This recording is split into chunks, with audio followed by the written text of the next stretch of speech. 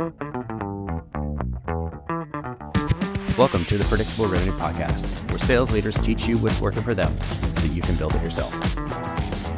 Feeling ready to kick your sales into high gear? We're here to help. Check out our sales coaching and consulting services at predictablerevenue.com.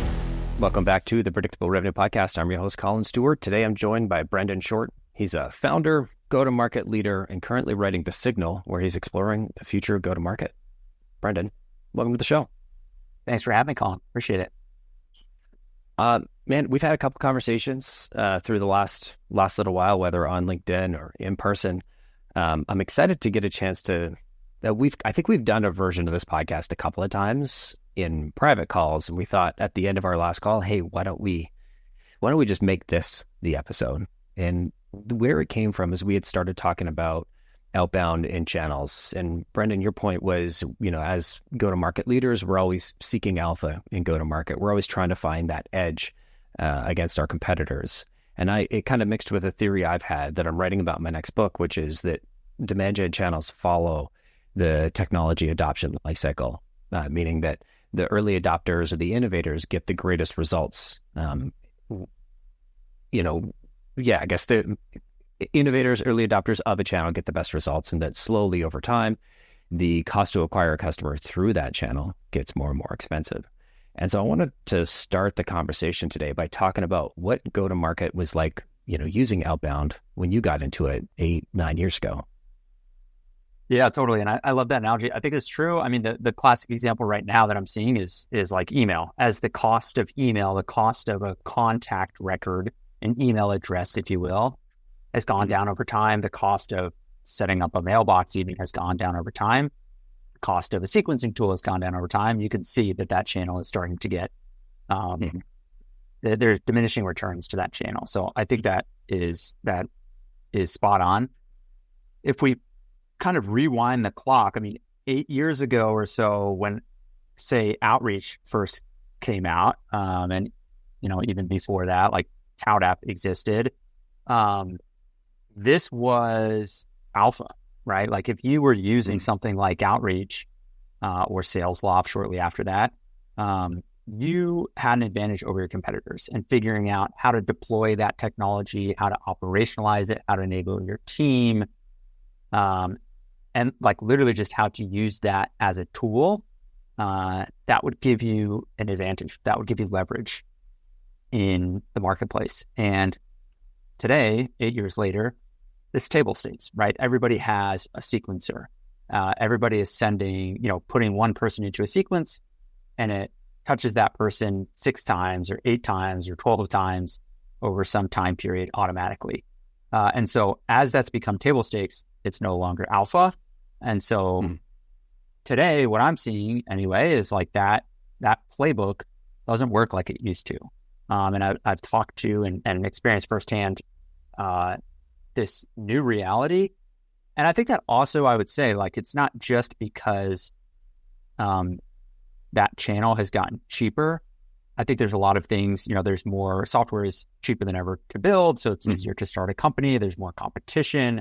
There's more noise in general. I think it's something like 30% increase in companies into the market every year. The playbook is like well known at this point, right? And so the thing that I think about today is like, where is alpha today? And yeah, maybe we could talk about that for a second. But I'll let you just kind of react to kind of how we got here, if that's helpful. Totally. I remember 12 years ago when I first started, coming up on 13 years ago. Damn, I've been doing this a while. And like what worked extremely well that blew the socks off of people was finding some emails, like going and doing a scrape of like, I would manually go list building by typing people's first name dot last name or first initial into a Google search. And then I would teach people how to use shortcuts. And like, that was our first list building. And you could do a couple hundred of those in an hour, no problem. And then I'd put those into a Google sheet, and I used yet another mail merge back when it was still this like janky copy paste, into a Google script. It was one of the first versions of Google Sheets scripts, like macros and things. And like, it would go and send 200, 500 emails at a time. And I had this like janky way of tracking, I would add the template in Gmail as a filter that I would look for, and then I'd have it automatically apply like email one as a label. And then I would go to like all my email one label. I would download all the emails. I'd put them into another Google sheet, and I would send follow-up one to those folks. And then I just kind of repeated that process. And I would send, I don't know, I was sending maybe 100 emails a week, 500 emails a month, or maybe 1,000 emails a month total with this process per client. And we were getting like 10 to 20 meetings. And it sounds janky, but like, one, nobody knew, right? Like nobody knew how to do this. Even though it's obvious now, it was not obvious back then. And every tech team I talked to said, no, you're not allowed to send cold email. Two, every sales leader I talked to, there was no playbook for this. Everybody wanted, and this was a point where everybody wanted everything in Salesforce. And that meant you had to manually enter everything in. And Salesforce back then, it's better now, but was like 27 clicks to enter a contact and an account into Salesforce. New contact, new account. And so 27 clicks, and then you got to send the email, and then you got to set a reminder to follow up. Like this was what Outbound was 12 years ago. And so we had an advantage because we figured out this janky hack that you could just like send a whole bunch. And we were getting 20x the amount of volume out that, these experienced AEs were. And so the knowledge wasn't there. The technology certain wasn't there. And the access to information, like access to the email data was, you had to go and spend $2 to $3 a contact to get an email that hopefully was good. But, list providers have come a very, very long way in the last 12 years. I'll say that. Yeah, totally. And if you just think about that, like the process, that was a very painful process. It was a janky process, but it worked, right? Mm-hmm. Those are the signs of something that is alpha, in my opinion. It's something hard, something that not everybody could do. This makes you different, right? And so if you extrapolate that and think about what does that look like in today's terms, what is something that's kind of janky right now? What is something that's kind of painful? What is something that has a steep learning curve? But when you do it right, and when you can actually pull it off, it is working. I think, AI is a very good example of that right now, or tools that leverage AI, even tools, Clay as one example is like, okay, there's a pretty steep learning curve to figuring out how to actually use Clay. I wouldn't call it janky, but I would call it difficult to use, right? And so it's like, okay, that in and of itself is probably an indicator that there's some alpha there. And if nothing else, that a lot of your competitors are probably not using that yet. My bet is Clay will get a lot easier to use. Other tools will enter the market. Companies like Apollo and ZoomInfo that are kind of the bigger companies now will come and start looking at some of the stuff that Clay is doing and do some of that. In a year, some other company is going to pop up and disrupt Clay and make it, even easier. So I just assume that this stuff, in the same way that 8 years ago, a sequencing tool or sales engagement tool gave you an advantage, and today it's table stakes. I think today, like truly leveraging AI in thoughtful ways is alpha. I don't know that it lasts 8 years. I think products are going to make it easy to use in less time, and I think adoption probably is going to take less than 8 years. Maybe it's 4 years or 2 years. But I do think we have everything's accelerating. That's right. For sure. Exactly. That's right. And so I think there's a window in time right now where you can build thoughtful automations. You can build thoughtful targeting. You can build lists in unique ways that have, that are leveraging data that basically the only way to do it before was having humans manually research and find certain data points and stacking multiple data points together to create pretty sophisticated tiering systems. You can use that to then create messaging. I think there's like a lot of very interesting use cases that are starting to pop up that I'm starting to see and that I'm actually starting to see kind of deployed into production. But again, it's very early and a lot of these things are pretty janky and hard to do. Yeah. I was reading a book on strategy a couple of years ago, and it posed the question, to really think deeply about strategy and how a market and a competitive market might evolve. Ask the question, pick a market leader. In my case, I did Salesforce. What would have to be true for Salesforce to fail? And not necessarily fail, go out of business, and all 8 million people that work for Salesforce are out of jobs, because that's very unlikely to, extremely unlikely to happen. I wouldn't say impossible, because, nothing's impossible, but it seems exceedingly unlikely. But like for Salesforce to turn into IBM, right? Like eventually it's probably going to happen. I think it would be hard to keep up, Salesforce hitting home run after home run. And I haven't paid too much attention closely, or I haven't paid close attention to the company lately, so I can't say they have hit home run after home run or not. I'm not sure exactly where they are, but it's an interesting question. What would happen? What would need to be true for something like Salesforce to fail? And I wonder if we're getting, with the complexity of demand gen, I wonder if this complexity is bringing us closer to an era where Salesforce, HubSpot, these basic CRMs are just not equipped to handle the complexity of what demand gen is going to be in a couple of years. Yeah, I think that's right. I mean, I think that,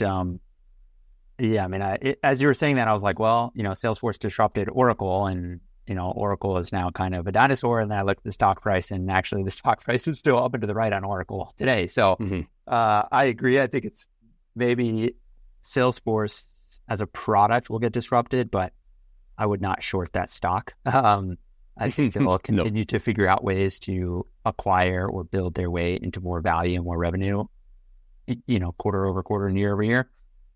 I do think that, I think it was Thomas Tungus just put up a post that talks about the system of record, aka a CRM, like a Salesforce, is a place to house workflows of workers, and AI or kind of AI agents, digital coworkers, have different workflows than human workers.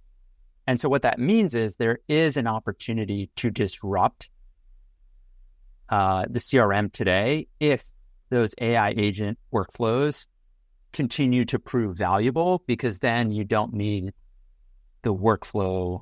The workflow is going to look very different. So I think that there is probably an inflection point happening right now, where specifically around generative AI and LLMs, that is opening up a vulnerability for Salesforce. And, I think there's also, even just like using unstructured data, I think the architecture of Salesforce is pretty outdated. I mean, I've seen this especially in the PLG world. Salesforce's architecture doesn't support a PLG motion and all of the data that's required to run a PLG motion. And so you see the center of gravity shifting from the CRM into the data warehouse. So I do think that that's probably going to continue to happen. How it happens, or which player figures out how to build the right wedge and then execute against that, obviously that's the $1 billion, the $100 billion question. But I do think that probably will happen. I mean, look, at the end of the day, reps don't really want to work out of Salesforce. Sorry, Mark. That's just the truth. And, I think that the actual day-to-day workflows are happening elsewhere in the fastest growing companies. And the outcomes of that might point back to the CRM, sure. But that's just a database. And there's kind of, in my opinion, actually no moat other than the stickiness of Salesforce. And we're all used to using Salesforce for the past decade or two. So, probably it'll be around for another decade or two at least. But I do think that there's probably going to be really interesting tools that pop up that look very, very different than Salesforce or HubSpot. Yeah. I mean, if on the Salesforce's moat or their differentiation, I feel like in the beginning they probably had, is there, with network economies, is it more valuable? And there are some cases where if I'm using Salesforce and my customers are using Salesforce or my partners are using Salesforce, there's value there, but that's kind of thin. I think the biggest competitive advantage that Salesforce probably has at this stage is switching costs. That moving out of Salesforce is a pain in the ass. It's why HubSpot is giving away, or I don't know if they still are, but was giving away their CRM product for free because it's the gateway drug to their marketing tools and then their paid CRM tools. And suddenly you're paying them 30 grand a year, Yep. the switching, nobody wants to switch an ERP or a CRM. And so I think, as something that's going to keep Salesforce afloat. And when I say, what would it cause it to fail? I'm not thinking about the next 5 years. I'm thinking about 50 years, Yeah, totally. The CRM is, what is it, the carpet or something? It's like the first thing that gets bought and the last thing that goes. I think that's still true today. Totally. I still think it was a bad idea to start a CRM company back in 2012. That was yours truly. But I've Is it a good time to start it now? Would you start a CRM company now? Do you think somebody will actually disrupt Salesforce or HubSpot? I think somebody eventually will. It's almost a guarantee that somebody will disrupt Salesforce or HubSpot. But I'm not sure it's going to be CRM.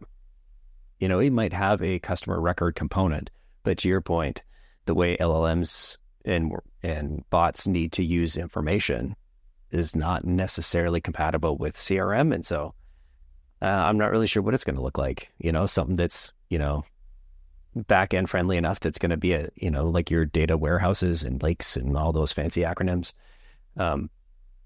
And something as user friendly as Clay.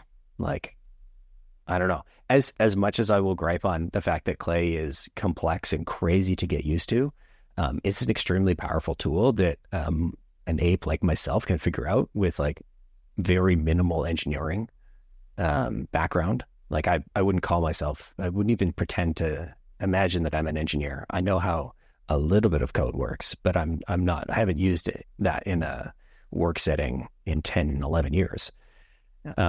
But the things that you can do in Clay are verging on really interesting.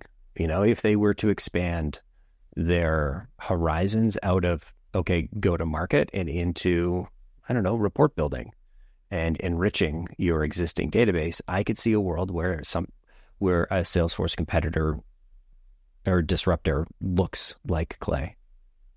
Yeah. And I think the kind of the primitive that they chose, the spreadsheet, like as go-to-market people, like we're all used to that. That's like that's a very comfortable place for us to be working out after that. So for them to choose that as kind of the main place or the UI kind of, if you will, I think is smart. I just think to your point, like I think they say that they're like trying to be creative tools for go-to-market people to build any experiment faster, something like that. I'm paraphrasing, but that's how I interpreted how they've talked about it, the founders of Clay. I think that's like a good way of thinking about, like, I also am not technical, but I want to do more growth experiments, more, experiments that probably do require some level of coding or writing SQL or something like that, or Python. And, if you think about, like, if you've ever coded with Claude or somebody just sent me GPT engineer, and like with a very simple prompt, it can just spit out, a front end website that's completely designed, and you can make any tweaks, change any colors, change the font size, like very, very quickly as a non-technical person. So, AI is only gonna get better from here, right? And so it's like, okay, if I look out a year or two from now, I think we're probably the go-to-market people that are using these tools are going to be, they're just going to have a lot more leverage. And AI as a tool will give us leverage to do things that were not previously possible without engineering resources, or they're just going to allow us to experiment and move a lot faster. So I think like it's kind of a scary, wild world we're going into, but it's very exciting. I mean, we're going to be able to do a lot of things. Like, again, as a non-technical person, I'm going to be able to do a lot of interesting things that I've wanted to do in the past, but I've been blocked because I don't have the technical resources to do them all the time. Fair enough. I've got some resources I can shoot you after the episode. They're tangentially related, and I'll throw them in show notes, but I don't think they're worth a tangent here. So if you're interested in no code, go take a look in the show notes and we can have that, or you can take a look there. I want to bring us back to, we kind of got a little bit, thinking about tomorrow and what's going to happen. I wanted to nail in on today. Because, 5, even 2, 3 years ago, sending personalized sequences in Outreach, SalesLoft, Apollo was kind of good enough. What did Apollo call, not Apollo, Outreach, what did they call it? Scaled personalization, I think, was their counter positioning against SalesLoft. That was like, everything's got to be personalized, which was like really interesting marketing talk for two platforms that were almost exactly the same. It's like, we're going to take this side, we're going to take that side. I'm like, you guys both did the same thing, but and then there's Apollo and they're like, we have data, come join us. What's your take on, today, like how, especially since the pandemic, I feel like things have changed. There was tons of SDRs, then there were none SDRs, and then everybody was against SDR. Now everybody's thinking, okay, AI SDR is the way to go. And when I say everyone, I mean like, if you put too much stock in LinkedIn, this is the thing that's happening. Just like if you put too much stock in the LinkedIn zeitgeist. In 2021, 22, there were no SDRs left in the world. Like, the whole motion died, which we obviously know is not true. You can go into LinkedIn and see the number of SDRs kind of year over year, and it's grown. So if we zoom into kind of today, what does the current state of Outbound look like in your eyes? Yeah, that is a good question, and I'm trying to reason through it. I am, first of all, I don't know. Definitely do not know. I think what I am seeing in working with companies right now is using kind of a traditional database and, doing standard filters and creating a list and adding them to kind of a generic sequence does not work. Or I should say, it doesn't work like it did 3 years ago, for sure. I think that is, again, I do think it's worth calling out like why. One, I think everybody's doing it now, so that's an obvious reason. I think that spam filtering has gotten very, very intense. Google and Microsoft have access to very good AI. They're obviously using that for their spam filtering, so that's a big reason. Yeah. I like how we salespeople are like, oh, we can use AI for sales emails. It's like, who also has access to the AI directly? The people we're trying to get in touch with, which are the ESPs. Google's like, hold my beer. So much more data than you. Right. That's right. And they have a lot to lose, so they're trying to protect the golden goose. I think, yeah, it was definitely a kind of a relic of the good times, ZERP era, zero interest, where, people were hiring a lot of talent. And maybe I do think that there were probably a lot of companies that were hiring a bunch of SDRs where the math actually didn't make sense, but it was growth at all costs. So at the time, it was the right move. Hire a bunch of people, get growth. Don't worry about your, profit. It's not that the math didn't make sense. It's the math was different, right? That's right. There you go. Pre 22 kind of, I don't know, SDR isn't cool anymore. Nobody cared about the cost of their SDR program. Nobody cared about the ROI. They cared about the immediate impact on the growth rate. And that was the only thing that mattered. And then people suddenly, the common denominator or the thing that was important changed from growth at all costs to profitable growth. And people are saying, oh, Outbound's, it doesn't work. It's never worked. I've always hated it. And it's like, but you hired like 400 SDRs in the last 4 years. Like, what are you talking about? You always hated it. It worked for you. And I see posts, saying how singing its praises, but suddenly, you get caught not profitable. And, and I feel for the revenue leaders that caught a lot of shit because they had their core metric changed on them overnight. Maybe not overnight, but in 3 months, and it takes so much time to build an SDR team or a sales team of that scale.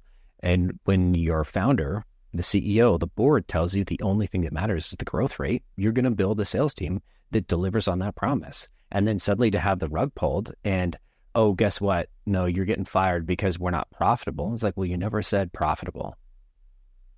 And so while I am throwing maybe a small dig at, the people that were dunking on Outbound, I empathize with them because there was this total sea change in what's important. And it's hard to react that quickly. Totally.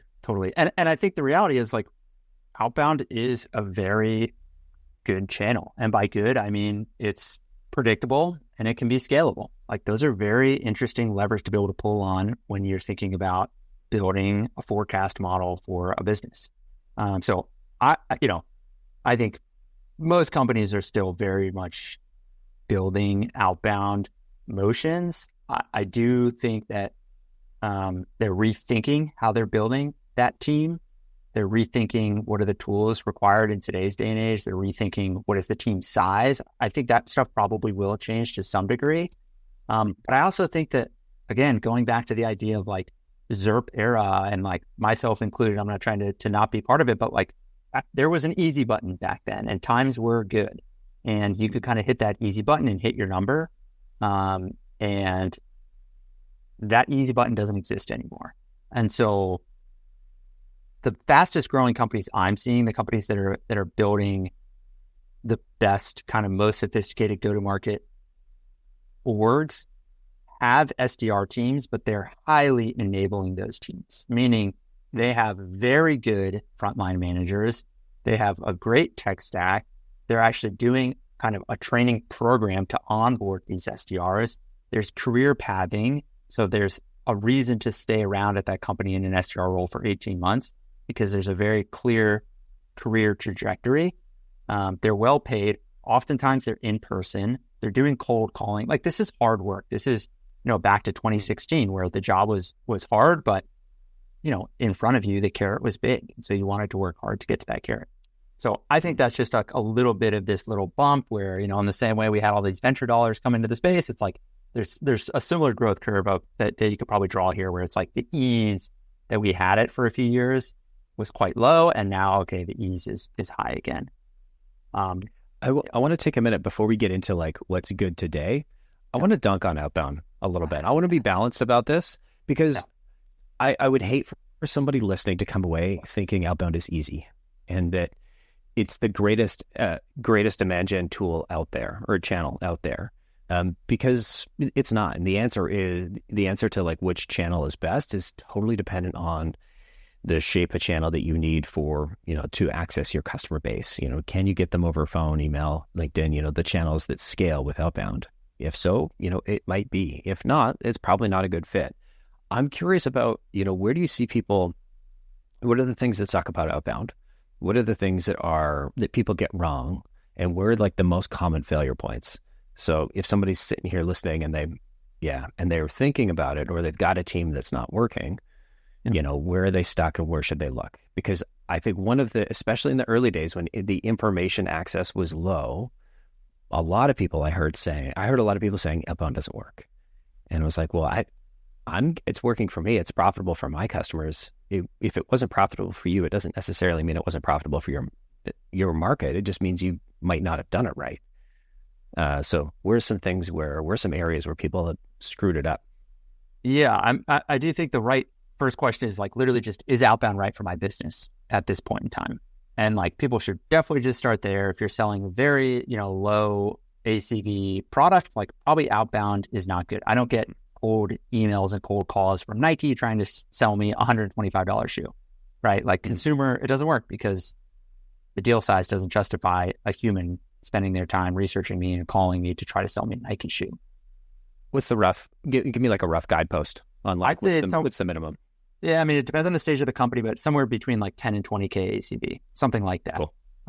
If you're an earlier stage company, if you have venture funding, maybe you want to be around 10K ACV. It might make sense, but probably 15 to 20K is where the math starts to make sense. And if you're trying to find your first customers, you don't care if the math makes sense. It could be a $1,000 ACV customer, but what you care most about is momentum, even though it probably won't be profitable. Sorry, I just had to interject. That's right. No, totally. I was going to say the second thing that I will talk to founders about, so early stage founders, the question that I like asking early stage founders is like, what's working today, even anecdotally? Like, you don't need to show me some spreadsheet or anything, but just like what feels like it's working today? What is getting people into conversations with you? I think that's like a very interesting question, because you start to hear people say things that, maybe it's, I just reached out, I just DM'd a bunch of people in my network and I got some meetings. Great. I got intros from my investor because he, or she knows all of, the top 20 people in my space, and they just introed me to them. Great. I had a founder recently say, content on LinkedIn, I can't really quantify it, but I've been trying to post a lot of content on LinkedIn, and like, I get a lot of brand awareness, and people come inbound and people message me on LinkedIn, and that starts conversations. Great. I just think that in the early days, we want to have this like spreadsheet, this data-backed decision, and that's just not really how it works in my experience. You have to have just kind of a gut feeling and anecdotal data. So again, I think the question is like, what is working today? And then as you start doing outbound, you ask that question again, right? It's like, who are the people you go after? What are the companies? What are the people? What is the message? What is the channel? And what is the timing? Those are basically the 5 questions as I see it. And in each of those, you want to kind of continuously revisit it, because those things are going to continually change. And as you change one of those levers, the other is also going to change, right? So as I expand from title A to title B, my message has to shift from message A to message B, because the message may no longer resonate. Or as I go up market, or as I add another product, or as I expand into another segment, your go-to-market motion is kind of this living, breathing, ever-evolving thing that's never done. In the same way that your product is never kind of quote-unquote done being built, your CRM is never quote-unquote done being built. It's always changing. You're deprecating fields, you're adding fields, you're creating new reports and dashboards. It's the same thing with your go-to-market motion. And so as much as you can, I think as you're starting to think about outbound, thinking about how are you operationalizing experimentation, how are you documenting that process, and how are you able to spin up experiments quickly and then move on, when they're not working, and double down on the ones that are working. I think that experimentation mindset is something that is, I think, very missed I think when a lot of people are building new go-to-market teams or channels, they're trying something new. One of the things I hate is, talking to a founder and they say, oh, we tried outbound and it didn't work for us. I'm like, hey, tell me what you did. Oh, well, we bought this tool, then we bought that data, and then we ran some campaigns. I'm like, oh, cool. Who ran the campaigns? Oh, we had somebody in marketing do that. And they ran a bunch of email campaigns. And you're like, obviously outbound didn't work for you, because chances are technically you got a few things wrong, like deliverability or, the messaging or building the sequences. And one of the advantages of the tech and the tools we have today is that you can get so much more specific with the targeting, with the message that we're going to take to each of these segments. But it's also one of the things that makes outbound hard, in that, the table stakes have risen so much. If you're standing there with the bare sequencer and a single email address plugged into it today, you're at a strong disadvantage to that sales nerd who has carved out a market in clay, has, got some AI prompts that are, personalizing a few snippets so that the deliverability is good and there's variability in the messaging, and is testing, a bunch of campaigns all at once. And so there's so much that we can do today. I'm curious, what is and you've kind of hinted at the kind of signal-based selling, kind of walk me in micro campaigns, walk me through what what good looks like for an outbound team that you're running or that you would put together today. Yeah, I think that there are a few components to it. I definitely think that experimentation is foundational to it. And I also don't see companies doing this enough, especially for like a seed, Series A, Series B company, especially when you're kind of that early stage. You want to experiment a bunch. I think about this as like a portfolio of bets. And, in the same way that an investor might make 20 investments in a year and, 19 of them are going to fail, one of them hits, but it pays back the fund, 3 or 10x or 100x. That's how you want to think about growth experiments in outbound. And so assume that 19 out of 20 experiments are going to fail and be okay with that. Or, maybe that's extreme, but you want some percentage of the experiments you're running to not be running 6 months from today. They are experiments, and that's okay. I also think that my strong opinion is that choosing the right company and the right contact at the right time is 10 times more important than writing a good email. And I think that the email copy is something that people think about a lot and spend a lot of time on. And I actually think people should spend very little time on the email copy. You should spend time on it. You should think about what is your offer? What are you actually adding in terms of value? I don't think people just want to spend 30 minutes on a demo. So what are other ways you can get in front of people with an interesting offer? But I think what's more interesting today, especially, is how do you find the right companies, the right contacts at the right time? And, if you're reaching out to somebody that is actively looking for a sequencing product, because we've talked about that a bunch today, it kind of doesn't matter like what exactly you say. If you just say, we're a sequencing product and we help Series A companies, and you happen to be a VP of sales at a Series A company, you're like, oh, cool, we're actually in process right now to buy one. Sure, I'll see a demo. Like, the message doesn't matter, but the fact that you caught somebody in that buying cycle is super, super important. Okay, so how do you find people in that buying cycle? That's where I think signal-based selling comes in, where you're looking for all these signals across both first-party data and third-party data to be able to determine what are the companies and what are the people that are most likely to take a sales conversation with you this week. And I'll give you a couple of quick examples on that. So, the classic like signal is somebody just fundraised. Okay, cool. You're going to all go reach out to a Series A company that fundraised. Fine. Somebody just got a new job. Fine. I think you should do these things, by the way. I don't think they're necessarily bad, but these are like kind of just, I would say, beginner level signals. I think when you start to think about a layer deeper, and the heuristic that I like to use here is, I think I stole this actually from Mark Cosiclo, who's building Operator, but he talks about the data that you have a good data set if it's not usable for your direct competitor, right? And so, meaning if I'm selling a sequencer and let's say I have a native integration with HubSpot and, it leverages AI to write emails. What's interesting is if I can find a company that's talked about how they have initiatives to use more AI, or how I can find a company that just bought HubSpot or transitioned to HubSpot, those are interesting signals that you can use to determine this is a good company to go reach out to, a good time to go reach out to them. And you also probably want to use that in the message that you send them. Those are third-party signals. First-party signals is, somebody signed up for your product, somebody activated in your free product, somebody in your CRM came inbound 4 months ago, but actually never saw a demo. Go reach back out to them. Somebody, we had an opportunity with a customer 9 months ago. They didn't move forward with us, but we had a 2-month sales cycle. They didn't move forward because, maybe we didn't have an integration with HubSpot. Now we do, or maybe, whatever, the timing was off. That person should bubble back up into a workflow of a sales rep 9 months later, and you should re-engage with that person. So again, these are all signals. There's literally hundreds of signals that you can track. You probably want to map out maybe half a dozen signals if you're not doing this today to start. I would not overcomplicate it, and start thinking about how you can layer signals together to be able to determine companies and people to go after at the right time.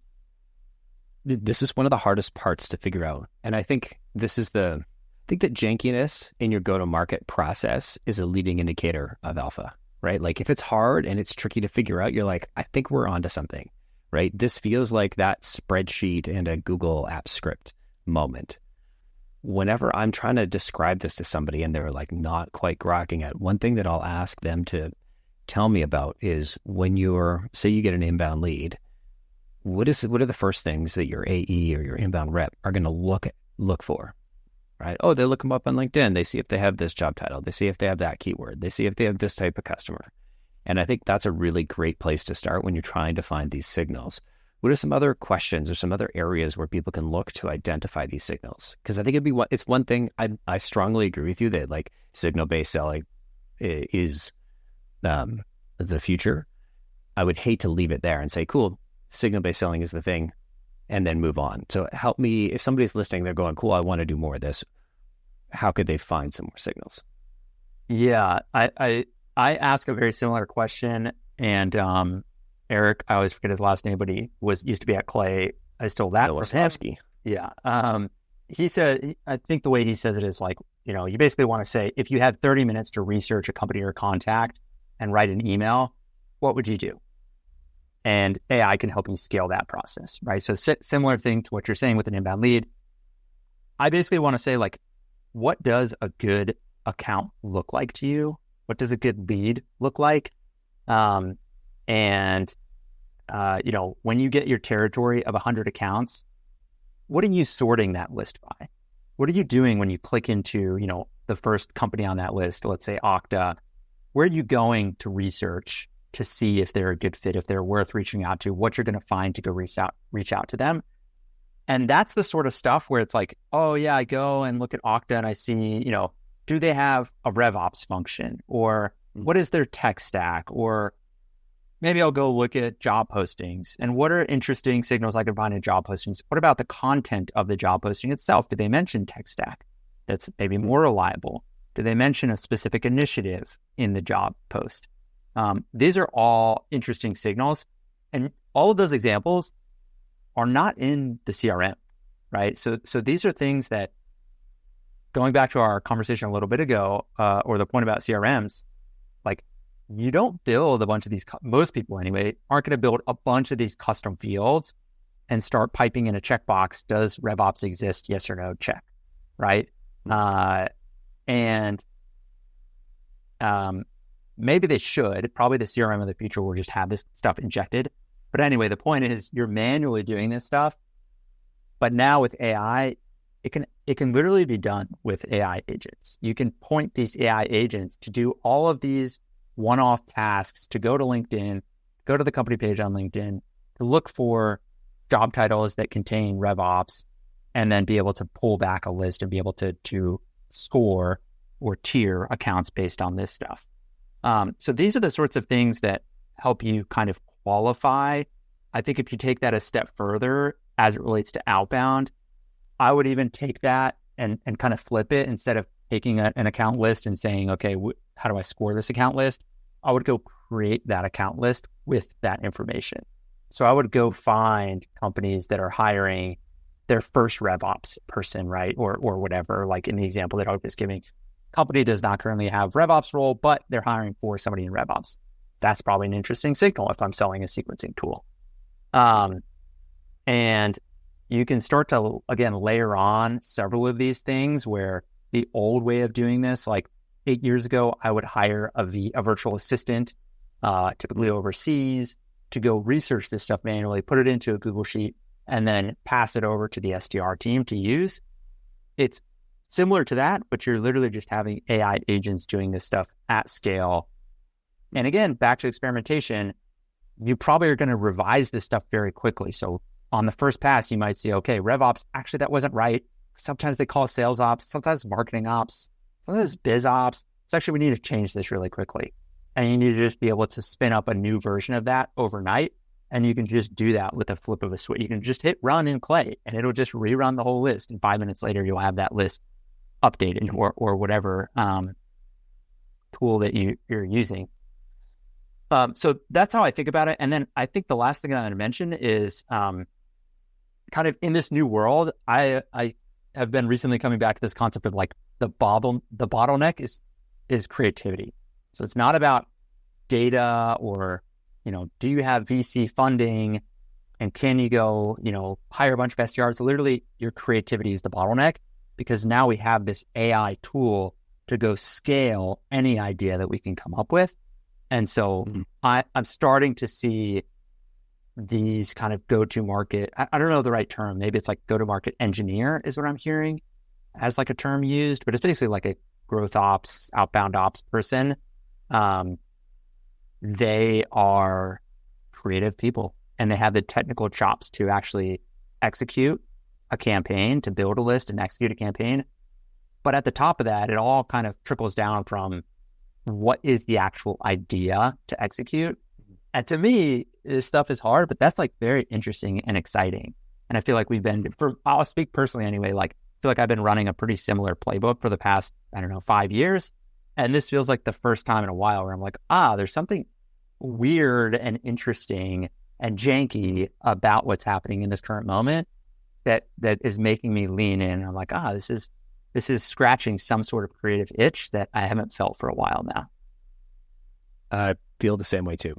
I remember the first time, that first aha moment with Clay going, not only can I, filter down a list by the people that are hiring a RevOps person for the first time, right? Like find all the people that, here's a list of target accounts, look at all the companies, see if they have a RevOps person and see if they're hiring a RevOps person is a play that I've run in the past. And I don't think this was the play, but to be able to do something like that across 1,000 accounts is something I would never do by hand. It's an idea that I've had. And I'm like, yeah, okay, I'll get my virtual assistant to do it and the accuracy, because this is a boring job. Nobody wants to do that, right? And so your accuracy is going to be okay. But to be able to like fire that up and in 15 minutes, get the answer, and then to be able to stack that on like 8 or 9 other things and have it sort from, you know what? I don't care what my ICP is anymore in some contexts, right? Like depending on the company, depending on what I'm selling to, I'm not even going to ask you what your ICP is. I'm going to drill into this particular thing and I'm going to say, what are the signals? And then I'm going to map these signals into a Clay table. And then I'm going to dump in 1 million accounts. And I'm going to say, filter this and score it for me, right? Tell me which plays I can run and filter, sort, grab the contacts, go for it. This is a big list. It takes a lot and it's a ton of credits. And Clay loves me for it because it sucks a bunch of credits out of our account. But I think when you can get to this level of specificity, your ideal customer profile doesn't mean shit anymore because it's this big hypothetical doc with a bunch of stuff that somebody wrote once that maybe, where I'm like, I'm going to talk to the salespeople that are actually doing this and figure out the things that they're currently looking for. And I'm going to filter it down that way and then run these campaigns. Yeah, it's spot on. I had a post a few years ago that I put up that was like I don't even remember what it was. It was something like your ICP should be done every year by your executive team and your key personas should be done every quarter by, mid-level managers or something. And messaging should be done every month or I don't know, some kind of try to package it in some way. But I think you're right. Like the ICP, it matters to build like a deck for an investor to show the market size. Sure. But beyond that, like I agree. I think target accounts, I don't care about my world of I don't care about a list of 15,000 accounts in a CRM. What I care about is what are the 50 accounts that my rep should be going after this week? That's all that matters, actually. And so I think you're exactly right. It's like you no longer care about this world of ICP and this kind of traditional B2B database way of thinking about filtering for ICP and titles. Like there's this whole new paradigm that's starting to unfold, which is doing this more nuanced approach where it's always changing. And that list should look different every day, basically every week for sure.